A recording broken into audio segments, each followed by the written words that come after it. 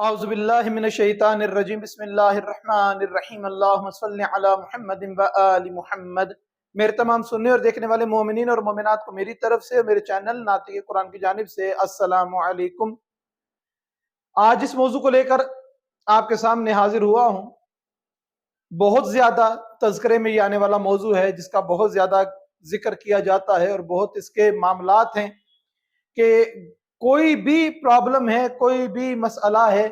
تو سب سے پہلے ادھر ادھر اپنی غلطیوں اپنی کوتاہیوں کی طرف دھیان جانے سے پہلے انسان یہ خیال و تصور کرتا ہے کہ شاید مجھ پہ کسی نے تعویذ کروا دی ہے، شاید میں کیا کہتے ہیں کوئی عمل کے ذریعے میرا یہ معاملہ روکا گیا ہے، مجھ پہ تعویذ ہیں، جادو کر دیا گیا ہے، اثرات کر دیے گئے ہیں۔ جبکہ ہم معصوم علیہ السلام کی روایات میں دیکھتے ہیں کہ ہمارے ایسے اعمال جو شریعت کے خلاف ہوں، حرام ہوں اور جائز نہ ہوں، وہ ہمیں ایسی ایسی مصیبتوں میں مبتلا کرتے ہیں، ہمارا رزق ختم ہو جاتا ہے، ہمارے گھر سے برکت اٹھ جاتی ہے، ہمارے معاملات میں تنگیاں آ جاتی ہیں۔ یہ تمام وہ چیزیں ہیں جو ہمیں سب سے جو پہلی ترجیح یہ ہونی چاہیے کہ جب بھی خدا نخواستہ کسی مؤمن کے معاملات میں ایسی تبدیلی آئے تو سب سے پہلے وہ اپنے معاملات پہ غور کرے کہ میرے زندگی کے معاملات میں تو کوئی ایسا اونچ نیچ نہیں ہوا جس کی وجہ سے مجھے ان چیزوں کا سامنا کرنا پڑ رہا ہے۔ مگر پھر بھی جہاں تک ہمارے اعمال کا تعلق ہے وہ اپنی جگہ، اعمال کے علاوہ بھی یہ چیزیں ایک حقیقت ہیں، اور یہ جادو، یہ تعویذ، ان سے منع کیا گیا ہے، اس کو حرام قرار دیا گیا ہے۔ جادو سیکھنا، جادو کرنا، اپنے جادو کے علاج کے لیے، اپنے جادو کی کاٹ کے لیے جادو کروانا، یہ سب حرام ہے، یہ کسی طور بھی جائز نہیں ہے۔ اور کبھی آپ کو پتا چلے کہ یہ جو جادوگر صحیح جو ہیں ویسے تو اپنا یہ بیٹھے ہوتے ہیں بناوٹی اور ڈھونگی زیادہ تر، لیکن جو اصل کام کرتے ہیں، یہ جادو کرتے ہیں اور اس طرح کے یہ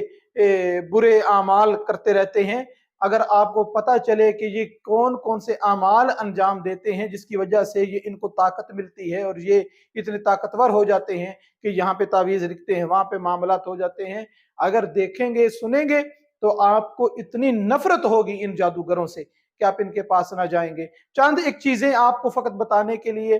کہ یہ کتنے گناہوں کے اندر لت پت رہتے ہیں، اور شیطان پھر ان کو یہ طاقت دیتا ہے کہ جتنا رحمانیت سے دور ہو سکتے ہوتے چلے جاؤ، میں تمہیں اتنی زیادہ طاقت دیتا چلا جاؤں گا۔ غلاظت میں مبتلا رہتے ہیں، یہ غلاظت خور ہوتے ہیں، یہ نجاست میں مبتلا رہتے ہیں، یہ مجنب رہتے ہیں، طہارت نہیں کرتے، پاکی کا ناپاکی کا خیال نہیں رکھتے۔ اسی طریقے سے قرآن مجید کی الٹی تلاوت کرنے کے ان کے عمل ہیں کہ قرآن کو جتنا الٹا پڑھو،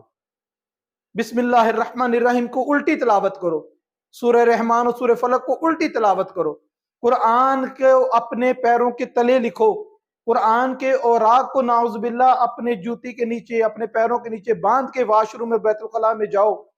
جس قدر گھٹیا اور کمینہ پن یہ کام کرتے ہیں، ان کی طاقت شیطانی میں اتنا اضافہ ہوتا ہے۔ اس طریقے سے یہ جادوگر بنتے ہیں جو خود بھی جہنمی ہوتے ہیں اور لوگوں کو اپنی طرف مائل کر کے ان کو بھی اس کام کہ میرے سے کام کروائیں، میں آپ کے معاملات حل کروں گا، جہنم کا رستہ دکھانے میں یہ بڑے سازگار اور مددگار ثابت ہوتے ہیں۔ اگر شریعت نے کوئی حل نہیں بتایا، اگر آپ کو معصومین علیہ السلام کی تعلیمات میں کوئی حل نہیں ملتا،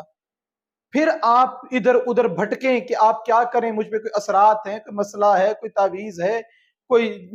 جنات تنگ کرتے ہیں، گھر کے اندر کوئی آوازیں ہیں، یہ تمام مسئلے اگر شریعت محمد اور آل محمد علیہ السلام اس کا حل نہیں ملتا تب تو ادھر ادھر جائیں۔ ورنہ کہا جاتا ہے کہ جناب امیر المومنین علی ابن ابی طالب علیہ السلام جب ایک قبرستان سے گزرے تو مولا فرماتے ہیں اس قبرستان میں جو قبروں میں صاحب قبر ہیں، یاد رکھو کہ ان میں سے زیادہ نظر بد سے دنیا سے گئے ہیں، بیماری سے کم گئے ہیں۔ اب کیا کیا جائے؟ نظر بد کا کوئی معصومین علیہ السلام نے علاج بتایا ہے؟ اگر نہیں بتایا تو پھر ادھر ادھر بھاگیں۔ جب معصوم فرماتے ہیں کہ جب بھی گھر سے نکلو لا حول ولا پڑھ کے نکلو، آیت الکرسی کی تلاوت کرو، सूरह फलक और सूरह नास को अपने हाथों पे पढ़ के अपने चेहरे पे फेर लो, परवरदिगार हर बद नजर से महफूज रखेगा। अगर हम ये अमल नहीं करते और इधर उधर भागना शुरू कर देते हैं तो फिर हम अपनी तबाही के खुद जिम्मेदार होते हैं। इसी तरीके से सूरह फलक पढ़ना जादू के असरात को खत्म करता है, सूरह नास पढ़ना जादू के असरात को खत्म करता है, औज़ु बिल्लाह की तिलावत करना ये भी जादू के असरात को खत्म करती है, ला हौला वला पढ़ना, ला इलाहा इल्लल्लाह पढ़ना ये जादू के असरात को खत्म करता है। सूरह बकरा की महीने में, हफ्ते में, घर में एक मरतबा तिलावत करना हर किस्म के नहूसत के असरात को घर से खत्म करता है और हर किस्म की रहमत परवरदिगार घर में नाजिल करता है। इसी तरीके से आयतुल्लाह फरमाते हैं कि 7 मरतबा आयतल कुर्सी पढ़ के अपने पे दम कर लेना, 7 मरतबा आयतल कुर्सी पढ़ के घर से निकलना, ये तमाम किस्म के जादू, तावीज और असरात बद और नजर बद से इंसान को महफूज रखता है। इतने आमाल हैं। आजान अपने घर में कही जाए, आवाज़ बुलंद आजान कही जाए, तमाम शयातीन और शर जो है वो वहां से भाग जाते हैं, खत्म हो जाते हैं। मगर शर्त यही है कि इंसान का अपना भी बातिन भी पाक हो।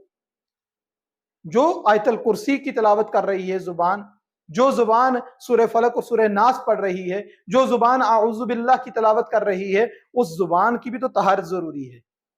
वो तहारत का हम ख्याल ना रखें और फिर कहें कि परवरदिगार हमें इन मामलात में उलझा दिया और परेशान है, तो ये सरासर हमारी अपनी गलती और कोताही है। जनाब सरवर कायनात हजरत मोहम्मद मुस्तफ़ा सल्लल्लाहु अलैहि वसल्लम के एक सहाबी हैं अबू दजाना अंसारी। ये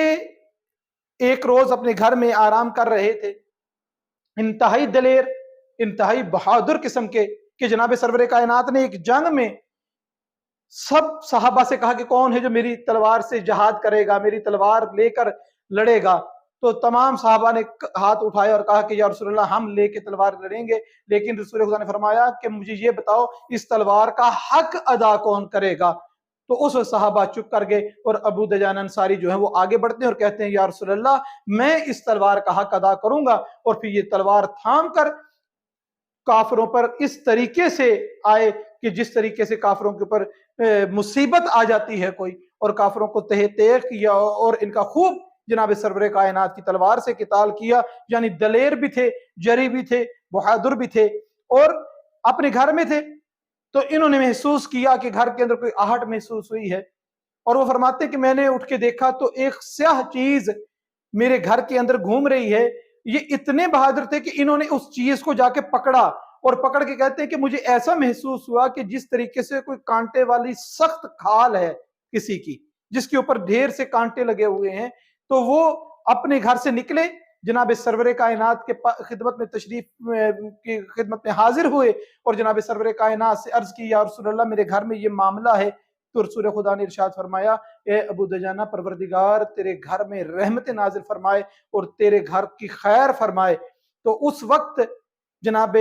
अमीरुल मोमिनीन अली इब्न अबी तालिब अलैहिस्सलाम जो करीब ही तशरीफ फरमा थे, जनाब सरवर कायनात ने कागज और कलम मंगवा कर जनाब अली अलैहिस्सलाम से कहा जो जो मैं बयान करता हूँ उसको तहरीर करते जाओ। तो जनाब अली अलैहिस्सलाम से तहरीर करवाया गया एक तावीज और वो तावीज अबू दजाना अंसारी को दिया गया कि जाकर इसको अपने घर में लगा दो। ये गूगल पे भी सर्च करेंगे तो ये मिल सकता है। ये हिर्ज अबू दजाना अंसारी ये एक तावीज की शक्ल में है। ये वो तावीज है जो जनाब सरवर कायनात ने लिखवाया है और जनाब अमीरुल मोमिनीन ने लिखा है। और इसकी क्या खैर बरकत है कि अबू दजाना ने जब इसको जाकर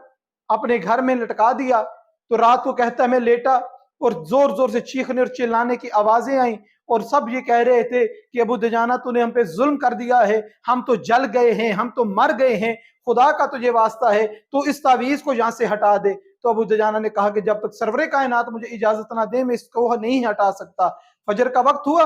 नमाज सुबह हुई, जनाब सरवर कायनात की खिदमत में हाजिर होकर कहा कि रात का ये मामला है। तो जनाब सरवर कायनात फरमाते हैं कि जाओ अब इस तावीज को हटा दो, अगर नहीं हटाओगे तो कयामत तक ये ऐसे ही चीखते रहेंगे, चिल्लाते रहेंगे और अजियत में मुब्तला रहेंगे। तो उस वक्त अबू दजाना जब घर गए तावीज हटाने के लिए تو انہوں نے وہ جو جنات ان کے گھر میں آئے ہوئے تھے، جو اسرات ان کے گھر میں تھے، وہ جنات بول کے کہتے تھے کہ یہ جب تک جس گھر میں رہے گا ہم کبھی وہاں نہیں جائیں گے، فقط اس گھر میں نہیں، ہم کبھی اس کے ہمسائے پر بھی نہیں جائیں گے جہاں پر یہ تحریر موجود ہوگی۔ حرز ابو دجانہ انصاری، یہ سرچ کریں گے انشاءاللہ تعالی، یہ کتابوں میں بھی مل سکتا ہے، یہ گوگل پہ بھی سرچ کی جائے تو وہاں پر بھی اس کا ایک پرنٹ جو ہے وہ سامنے آ جاتا ہے۔ یہ ہر مومن کے گھر میں ہونا چاہیے، اور آیت اللہ فاطمی فرماتے ہیں کہ ابو دجانہ انصاری کا جو حرز ہے اس کو ضرور اپنے گھر میں مومن رکھے، اور اگر اس کے ساتھ سورہ دحان کی سورہ کو بھی لکھ لے، سورہ دحان کو بھی ساتھ لکھا جائے تو بہت بہتر ہے، اگر نہیں لکھا جاتا تو فقط یہی تعویذ جو ہے حرز ابو دجانہ انصاری، یہ سب سے بہترین، تمام بلاؤں سے، تمام شیاطین کو دفع کرنے کے لیے، تمام نحوستوں کے خاتمے کے لیے، گھر پہ رحمتوں کے لیے، گھر میں لڑائی جھگڑے ختم نہیں ہوتے تب بھی لگائیں، گھر میں اولاد نافرمان ہے تب بھی لگائیں، گھر کے معاملات میں درستگی نہیں ہے تب بھی لگائیں، کہ یہ ہر مسئلے کے لیے، آپ کے لیے، ہر مؤمن مرد اور عورت کے لیے یہ یقیناً فائدے کی چیز ہے، کہ اس سے بڑی تعلیم اگر کوئی ہوتی تو جناب سرور کائنات وہی تعلیم فرماتے، اور پھر جناب علی علیہ السلام کے ہاتھ کا لکھا ہوا ہے، جبل سے پتہ نہیں میں کیا بیان کروں کہ کتنی رحم تو بھرا یہ ایک نقش ہے، یہ حرز ہے، اور